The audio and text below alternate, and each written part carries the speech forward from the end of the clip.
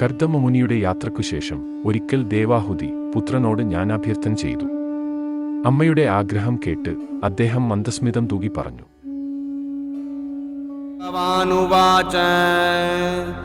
യോഗ ആധ്യാത്മിക പുംസാം മതോ നിശ്രേയസായ മേ അത്യന്തോപരതിർയത്ര ദുഃഖസ്യ ച സുഖസ്യ ച തം ഇമം തേ പ്രവക്ഷ്യാമി യം അവോചം പുരാണകേ ഋഷീണാം ശ്രോതുകാമാനാം യോഗം സർവാംഗനൈപുണം. മനുഷ്യർക്ക് ശ്രേയസ്സുണ്ടാക്കുന്നതും അത്യന്തം ഉപരതി നൽകി സുഖദുഃഖങ്ങളിൽ നിന്ന് മോചിപ്പിക്കുന്നതുമായ ആധ്യാത്മിക യോഗം മുമ്പ് പൂർവജന്മത്തിൽ മുക്തികാമരായ മഹർഷിമാർക്ക് ഞാൻ ഉപദേശിച്ചിട്ടുള്ളതാണ്. സർവാംഗ നൈപുണമായ ആ യോഗം അനഘയായ അമ്മയ്ക്ക് ഞാനിപ്പോൾ പറഞ്ഞുതരാം. ഭാഗവതത്തിലെ കപിലനും ഭഗവത്ഗീതയിലെ കൃഷ്ണനും ഒരേ ആളാണ്. പക്ഷേ കേൾക്കുന്നവരായ ദേവാഹുതിയുടെയും അർജുനന്റെയും മനോനില വ്യത്യസ്തമാണ്. അർജുനൻ വിഷാദയോഗഗ്രസ്തനാണ്. ശരീരത്തിന്റെ കാമങ്ങളിൽ നിന്നും മോചിതയായി കഴിഞ്ഞ ദേവാഹുതി പേര് സൂചിപ്പിക്കപ്പെടുന്ന പോലെ ദേവന്മാർക്ക് സമർപ്പിതയായ മോക്ഷകാമിനിയാണ്. ജീവിതത്തിലെ എല്ലാ കാമങ്ങളും വെടിഞ്ഞ ദേവാഹുതി മഹർഷിമാരുടെ മാനസാവസ്ഥയിലുള്ളവളാണ്. ഗീതയിലെ സാംഖ്യയോഗം തുടങ്ങുന്ന 2-ാം അധ്യായത്തിലെ 1-ാമത്തെയും 12-ാമത്തെയും ശ്ലോകങ്ങൾ നോക്കുക. വ്യസനിക്കേണ്ടാത്തതിനെക്കുറിച്ച് വ്യസനിക്കുകയും ബുദ്ധിമാനെ പോലെ സംസാരിക്കുകയും ചെയ്യുകയാണ് അർജുനൻ. അനുഗ്രഹരൂപത്തിലും ശാസനാരൂപത്തിലുമാണ് ഭഗവാന് 2 ശ്രോതാക്കളോട് പറയുന്നതെന്നത് ശ്രദ്ധേയമാണ്. ഭഗവത്ഗീതയിൽ കൃഷ്ണൻ പഠിപ്പിക്കുന്നത് ഭൗതിക സന്തോഷവും ദുരിതവും അവസാനിപ്പിക്കാൻ യോഗമാർഗം പ്രാപ്തമാക്കുമെന്ന് തന്നെയാണ്. അതിൽ ഭക്തിയോഗമാണ് ഏറ്റവും ഉന്നതമായത്.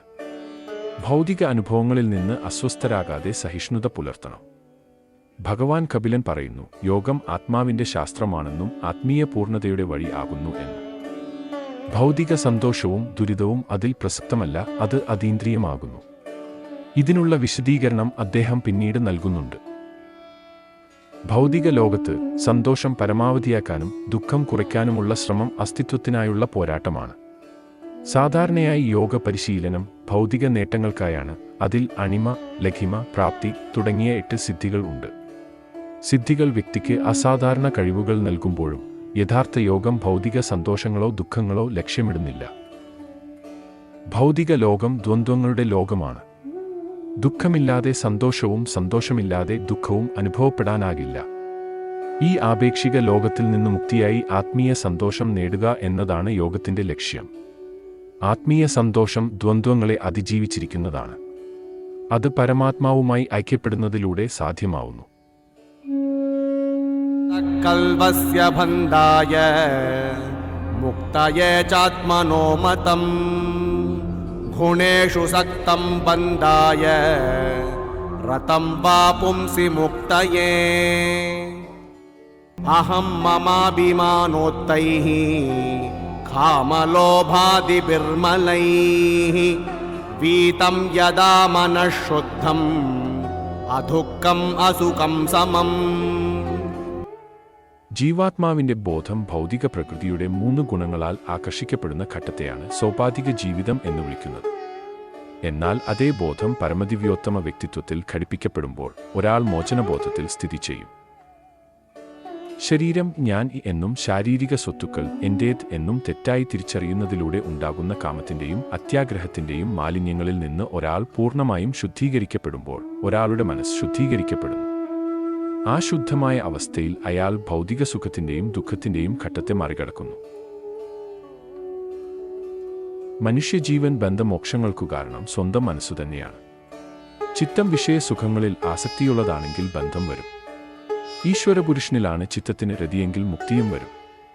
ഗീതയിൽ 2-ാം അധ്യായത്തിൽ 13 മുതൽ 15 വരെ ശ്ലോകങ്ങളിൽ കൗമാരം, യൗവനം, വാർദ്ധക്യം എന്നിങ്ങനെ മാറിക്കൊണ്ടിരിക്കുന്ന ദേഹമാണ് സത്യമെന്നു വിചാരിക്കുന്നവരെയും ദേഹിയാണ് സത്യമെന്നു വിചാരിക്കുന്നവരെയും വേർതിരിച്ചു പറഞ്ഞ ശേഷം വിഷയങ്ങൾ, അവയുമായി ഇന്ദ്രിയസ്പർശം, അങ്ങനെയുണ്ടാവുന്ന സുഖദുഃഖാദികൾ എന്നിവ നശ്വരമാണെന്നറിഞ്ഞ് അവയെ ഉപേക്ഷിക്കേണ്ടതിന്റെ ആവശ്യകത എടുത്തുപറയുന്നു.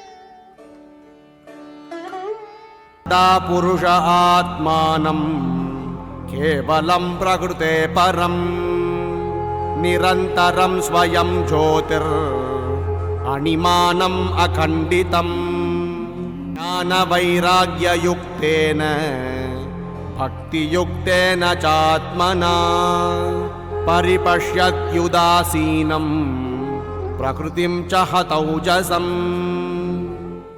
ന യുജ്യമാനയാ ഭക്ത്യാ ഭഗവത്യഖിലാത്മനി സദൃശോസ്തി ശിവപന്ത യോഗിനാം ബ്രഹ്മസിദ്ധയേ. ആ സമയത്ത് ആത്മാവിന് സ്വയം ഭൗതിക അസ്തിത്വത്തിന് അതീതനും ഒരിക്കലും വിഘടിക്കപ്പെടാതെ വളരെ സൂക്ഷ്മമായ വലിപ്പമാണെങ്കിലും എപ്പോഴും സ്വയം പ്രകാശിക്കുന്നവനുമായി കാണാൻ കഴിയും. ആത്മസാക്ഷാത്കാരത്തിന്റെ ആ സ്ഥാനത്ത് ഭക്തിപൂർവകമായ സേവനത്തിലെ ജ്ഞാനപരിശീലനത്തിലൂടെയും ത്യാഗത്തിലൂടെയും ഒരാൾ എല്ലാറ്റിനെയും ശരിയായ കാഴ്ചപ്പാടിൽ കാണുന്നു. അവൻ ഭൗതിക അസ്തിത്വത്തോട് നിസ്സംഗനാകുന്നു. ഭൗതിക സ്വാധീനം അവനിൽ ശക്തി കുറഞ്ഞതായി അനുഭവപ്പെടുന്നു. പരമദിവ്യോത്തം പുരുഷനായ ഭഗവാന്റെ ഭക്തിപൂർവകമായ സേവനത്തിൽ ഏർപ്പെടാത്ത ഒരു യോഗിക്കും ആത്മസാക്ഷാത്കാരത്തിൽ പൂർണ്ണ കൈവരിക്കാൻ കഴിയില്ല. കാരണം അതാണ് ഏകമംഗളകരമായ പാത.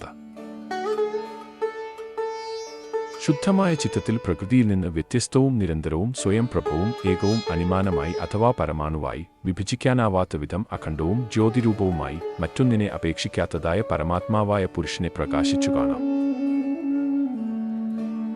ഈ സ്വപ്രകാശമില്ലാത്ത അചേതന പ്രകൃതിയെയും ജ്ഞാനവൈരാഗ്യയുക്തവും ഭക്തിയുക്തവുമായ ആത്മാവിൽ കാണാം.